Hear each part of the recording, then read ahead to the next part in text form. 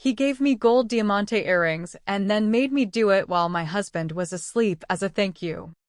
I didn't want to feel anything. Not for him. Not again. But then he gave me those earrings, and everything inside me shifted. My name is Rachel. I'm 44. I've been married to Thomas for almost 20 years. 20 years. It sounds heavier than it feels. Or maybe it just stopped feeling altogether. He's a good man. That's what people say. That's what I say, too, to friends, to family, to the mirror. Kind. Stable. Honest. Predictable. He still kisses my forehead every morning before leaving for work. Still texts when he lands. Still takes the trash out without being asked. We've got a system.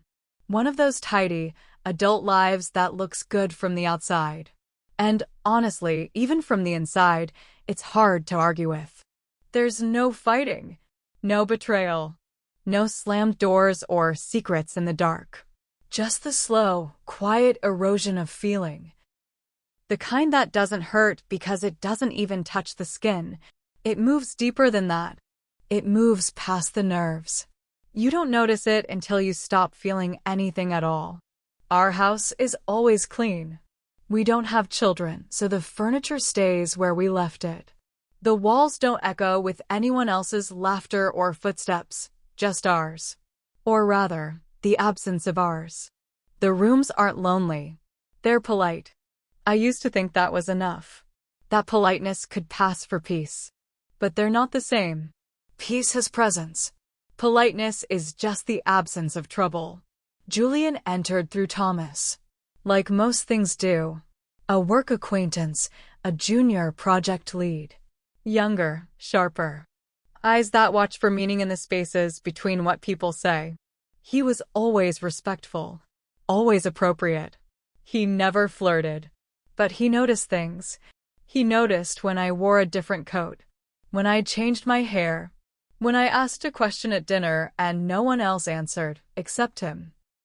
He remembered small things. My favorite wine. That I hated tulips. That I once mentioned I used to write short fiction, but stopped when we moved here. No one else remembered that. Not even Thomas. I started noticing him back. I didn't want to. But awareness has a scent.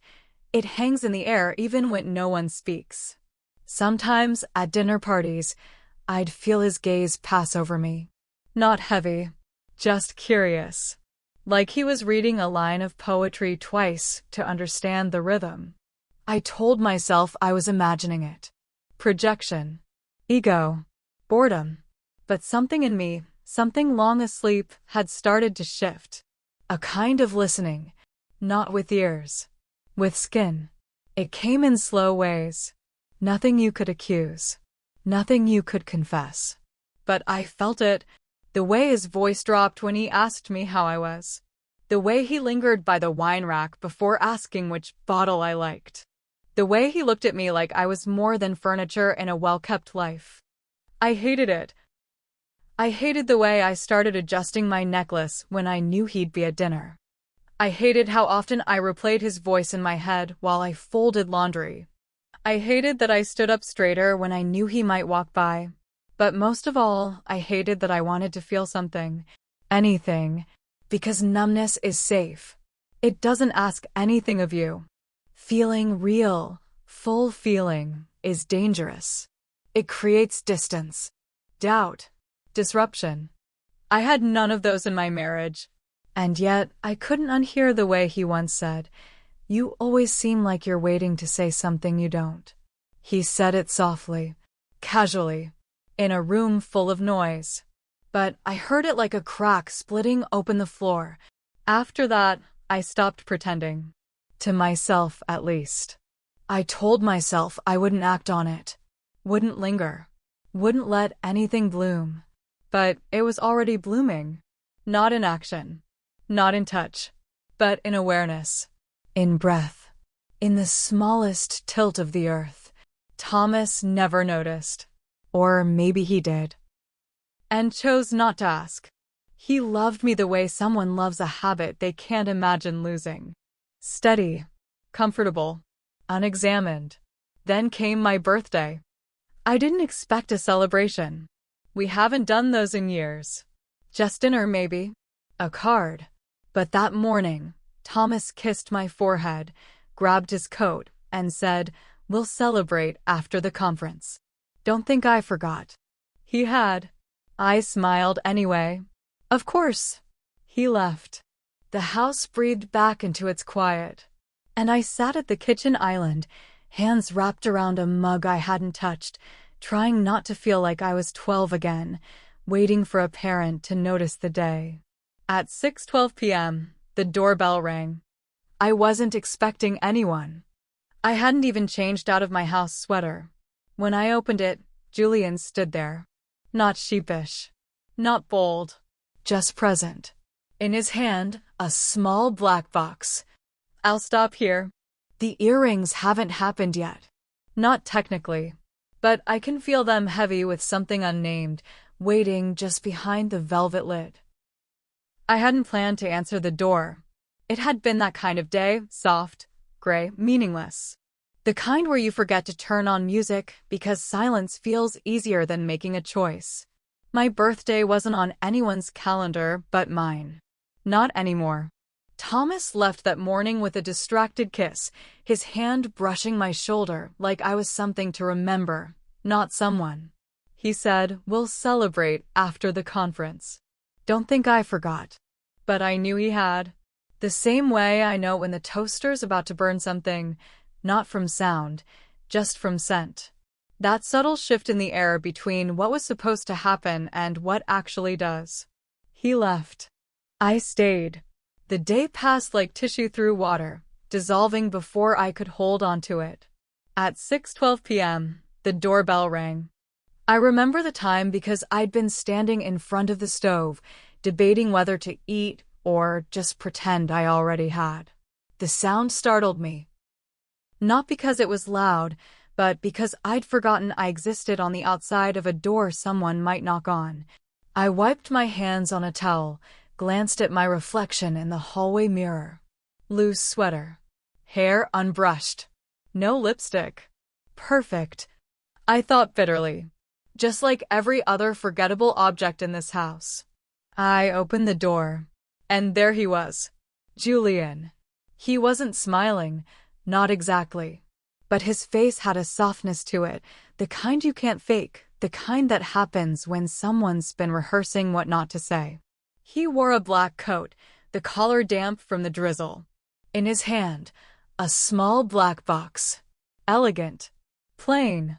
Light enough to carry without effort, heavy enough to carry intention. "I know this is not appropriate," he said, voice low. I didn't answer. He extended the box, palm up. No flourish. Just offering. "It's nothing big," he said. He paused. "I thought of you when I saw them." I stared at the box. And for a moment, I couldn't move. Not because I was afraid of what was inside. Because I was afraid of what it would mean. Gifts are never just objects. Especially not when they come from someone who's been watching you like you're a sentence he's been trying to finish. "You shouldn't have," I said finally, barely above a whisper. He nodded. "I know." I didn't take the box. I just looked at it. "You should leave," I added. "I will," he said. "I just wanted you to have them." That's when he looked at me, really looked. Not at my face. Not at my body. At me. And I felt my throat tighten in a way I hadn't expected. Not from emotion. From recognition. I reached out. My hand shook a little. Not visibly, but enough for me to feel it all the way down to the wrist. The box was soft. Velvet. Cool from the outside air. I didn't open it right away. I stepped back. He didn't follow. "I'll go," he said again. "I didn't come here to." He stopped. "Happy birthday, Rachel." Then he turned and walked back down the steps, hands in his coat pockets, head lowered like the day itself was something to disappear into. I closed the door. Not quickly. Just deliberately. Then I leaned against it for a second longer than I should have. The box stayed in my hand. Solid, unignorable. I walked to the kitchen and set it down on the counter like it might bite. It stared at me. Small, square, harmless in its size, terrifying in its timing. I paced once, twice, told myself I wouldn't open it. Then I did. They weren't expensive, not flashy, not loud, not meant to impress. They were gold, thin, delicate hoops, each holding a single drop of diamante. Understated, feminine, subtle, the kind of thing you admire on another woman and wonder why you never buy yourself anything so soft. They looked like something I'd see in a shop window and tell myself maybe next time. Or that's not really me. But they were me. Not the version I'd become. The version I used to be. Before comfort became routine, before safety started tasting like silence. They were beautiful. But what hit me hardest wasn't the object. It was the sentence he'd said at the door. These look like something you'd never buy for yourself. I stood in the kitchen, earrings in hand, and suddenly I couldn't breathe. Because he wasn't wrong, and I didn't know whether to feel grateful or exposed. I took them upstairs, closed the bedroom door. Thomas's side of the bed was still untouched, the pillow fluffed from a sleep that had been missing for years, not from absence, but from connection. I sat at the vanity. The mirror caught my face too fast, and I had to look down. Then slowly, deliberately, I lifted one of the earrings to my ear. It slid through the hole like a memory. I did the other. And then I looked. It wasn't vanity. It wasn't seduction. It was presence. The woman in the mirror wasn't younger or prettier. She wasn't bolder or freer. She was awake. Her eyes had stopped glazing over. Her lips weren't tight. Her face held something closer to softness. Not because someone had touched her, but because someone had seen her. I stood up, paced the room once, twice. My heart was pounding, not in panic, in something closer to awe and dread, because I knew what this was. It wasn't an affair. It wasn't betrayal. It was the kind of moment that rewrites the inside of a woman's life without ever touching the outside of it. That night, I didn't make dinner. I didn't fold towels or fill the dishwasher or answer my sister's text about weekend plans. I just sat in the living room, barefoot, the lights low, the earrings still on. And for the first time in a long time, I felt beautiful, not in the way magazines talk about, in the way memory does. Like I had been given back a version of myself I thought no one else missed. Thomas called. His voice was tired. He apologized again, half-heartedly, like someone who knows you won't make a scene. I owe you something nice, he said. Next week, maybe. Dinner? Sure, I said. I was still touching the earring. He didn't notice. He never notices what I wear anymore. After the call, I turned off the lamp. Sat in the dark. Let the weight of the earrings settle against my neck. They weren't heavy, but they felt like the beginning of something. Something I hadn't wanted. Something I now couldn't stop. I didn't want to feel anything, but I did. And I still do. Thomas came home 2 days later. Tired, as always. His suitcase scuffed, his eyes glassy from the drive. He kissed me at the door, a light press of lips on cheek. His hands still smelled like hotel soap and cheap cologne. I wanted to ask him what the weather was like where he'd been. But I didn't, because it didn't matter. He moved through the house like someone retracing his own absence. I watched him open drawers, unpack socks, plug in his phone like this life had been waiting for him in pause. But I hadn't been paused. I had been listening. And now everything made sound. That evening we had chicken and roasted vegetables. He didn't ask who cooked. I didn't volunteer that I'd ordered it, transferred it to our plates, and wiped the containers before he walked in. Small lies are the ones that hide in your throat. You don't even notice them forming. He fell asleep before 9. The bedroom was quiet, lamp off, door closed, the hush of a man who trusts you to stay. I lay beside him, staring at the ceiling. The air felt too still. There's something peculiar about hearing someone sleep while your own body feels impossibly awake. I turned my head to look at him. His jaw slack, hands curled under the blanket like a boy. I reached for the earrings. Still in the drawer. Still in the box. Still waiting. I took them out. Walked slowly to the bathroom. Closed the door behind me. Turned on the soft light. And looked. The mirror didn't startle me this time. I met her eyes, that woman who had almost disappeared. I put the earrings on again. Not out of vanity. Out of longing. Not for him. For myself. The one I forgot. The one he made me remember. I didn't expect the knock. Not at that hour. Not while Thomas slept down the hall. It was faint. 3 soft taps against the glass of the back door. Not loud enough to wake anyone. Just loud enough to hear if you'd been waiting. And I had been waiting. Long before the knock. I padded through the kitchen barefoot. The tile cold against my soles. I didn't turn on the light. I didn't need to. I knew who it was. Julian stood on the other side of the glass, half shadowed by the porch light. His coat was buttoned. Hair damp from the night air. No smile. No invitation. Just presence. I opened the door. Slowly. Quietly. Didn't step out. Didn't ask why he came. He looked at me.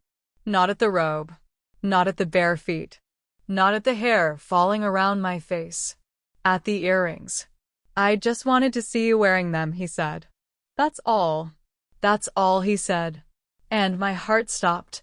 Not because it was romantic. Because it was true. I didn't speak. Didn't whisper his name. Didn't move toward him. But I stepped outside. Onto the porch. Just far enough to feel the cold. The air hit my neck like a confession. We stood there. Not close. Not far. The kind of distance that makes breath louder than words. He didn't touch me. And I didn't want him to. Not yet. Maybe not ever. Because the ache wasn't in the absence of touch. It was in the recognition. In the silence he brought with him. The kind of silence that doesn't erase you. The kind that sees. We didn't say goodbye. He just nodded once, like someone bowing at the end of a song no one else could hear. Then he walked back into the dark. I didn't go inside right away. I stayed there. Let the cold settle over my arms. Let the earrings press into my skin like a quiet mark. I had no alibi. No sin. No proof. Just a shift. A tremble inside the bones. When I finally stepped back in, the door clicked behind me like a held breath being released. Thomas was still asleep. His world untouched. His trust intact. I took the earrings off. Placed them in the drawer beside my lotion. Next to the receipts and the dry cleaning tag I kept forgetting to throw away. But they didn't go silent. They stayed. Weightless and loud. I looked at myself one more time before I slipped under the covers. My skin was flushed. My chest rising faster than it should have. I hadn't been kissed. I hadn't been touched. But I had been felt. And I didn't know what to do with that. I didn't sleep. Not because I was afraid. Because I was awake. The earrings stayed in the drawer for 3 days. I didn't wear them. Didn't touch them. Didn't even open the box. But I thought about them. Like you think about something that doesn't belong to you, not because it's been stolen, but because it reminds you of a version of yourself you no longer claim. They sat there, nestled in velvet, next to a bottle of old hand cream, a pill cutter I never used, and the kind of receipts that stay buried in a purse until they become artifacts. I didn't open the drawer, but I could feel their shape through the wood. Their weight wasn't in gold. It was in what they meant. And what they meant was that someone had noticed I'd disappeared and wanted to hand me back to myself. Life returned in the way it always does. Routines thickened like syrup. Laundry, groceries, bank statements, the usual rehearsals. Thomas didn't ask about the night I didn't call him back. He didn't notice the scent of cold air on my robe. Didn't ask why my eyes looked fuller, more alert. He brought me flowers the next Friday. Lilies. I smiled and put them in water. Didn't say I hated lilies. He booked a dinner 2 weeks out. "I owe you something nice," he said. His voice was kind, earnest even, and I wanted to believe it mattered. That kindness meant seeing. But kindness isn't the same as attention. And I was beginning to learn that I had lived too long accepting one as a substitute for the other. Julian didn't come back. Not in the literal sense. There were no more knocks. No boxes. No lingering eyes across the room. But the space he'd opened inside me didn't close. It widened, like breath returning after a long-held silence. And now everything echoed. I began to notice things again. Not about him, about me. The way I stood when I brushed my teeth. The way I reached for my coffee with both hands like it might warm more than just my fingers. The fact that I hummed to myself while loading the dishwasher as if some part of me had decided I deserved to hear a melody again. I wore the earrings one morning, just around the house. No makeup. No plans. Just a long white sweater, bare feet, hair tied back. They felt light. Not seductive. Not forbidden. Just true. And I realized, standing at the window, tea in hand, that I'd stopped waiting for someone else to give me permission to feel like myself. Thomas walked in unexpectedly that afternoon, home early from a canceled meeting. I panicked for a second. But he didn't look closely. He kissed my forehead, asked if I'd eaten, then walked into the other room to check his email. He didn't ask about the earrings. Didn't see them. Or maybe he did, and chose not to ask. Which felt worse. That night, I put them back in the drawer. Not because I was hiding them. Because they'd done their work. They had nothing more to say. We had dinner with friends that Saturday. The kind where everyone talks about vacation plans and new coffee machines. I sat there smiling, nodding, offering half sentences like I always do. But I felt like a woman in two places. The version of me filling her glass with red wine and laughing at the appropriate time.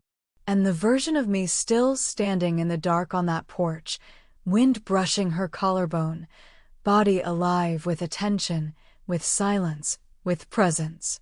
No one crossed a line. Not really. No one took their clothes off. No one made a vow to leave. No one whispered, "Come with me." But I had stepped over something. Not a line, a threshold. And now I was on the other side. It's hard to explain how something changes inside you when nothing visible happens. But I felt it, and it's never left. Sometimes I forget about the earrings for weeks. Then I'll find them while searching for a pen or a lipstick or some buried receipt. And I'll stop. Not to remember him. To remember me. The way my pulse felt under my skin. The way my breath caught when I opened the door. The exact weight of being seen, not wanted, not touched, just seen. I didn't want to feel anything. Not desire. Not guilt. Not hope. I wanted to keep the peace, the neat, safe peace of numbness. But peace built on silence isn't peace. It's surrender. And now, I know the difference. Thomas still doesn't know. And maybe there's nothing to know. He sleeps soundly. I wake earlier. Sometimes I reach for the earrings without putting them on. Sometimes I wear them just to clean the house. Not because they remind me of him. Because they remind me I exist. And I can't unfeel that. Not anymore. Not ever.